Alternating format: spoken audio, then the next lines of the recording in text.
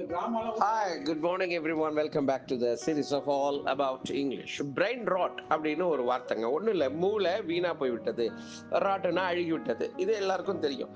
ஆனா இதை எப்படி இப்போ பயன்படுத்துறாங்கன்னா, இந்த சோஷியல் மீடியாவையே பார்த்துக்கிட்டு இருக்காங்கல்ல, இந்த ஆன்லைனே பார்த்து பார்த்து அதில் வர விஷயங்களை நம்புறது, அதன்படி நடந்துக்கிறது, அதை பற்றியே பேசிக்கிட்டு இருக்கிறது, அதை அப்படி சொல்லிட்டாங்க, அதனால நம்ம சொல்றதெல்லாம் சரியில்லை, அது சோஷியல் மீடியால என்ன இருக்கோ அது இப்படி இன்டர்நெட்டையே ரிலை பண்ணி இருக்கிற, பர்டிகுலர்லி இன்டர்நெட்ல சோஷியல் மீடியா அப்படி இருக்கிற ஒரு குரூப்பை it's a brain rot group அப்படின்னு சொல்லலாம்.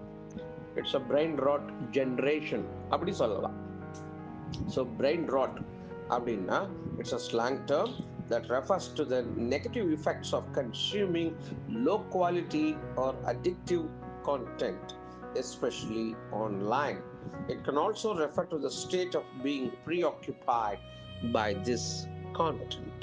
இதுதான் சொல்லலாம்.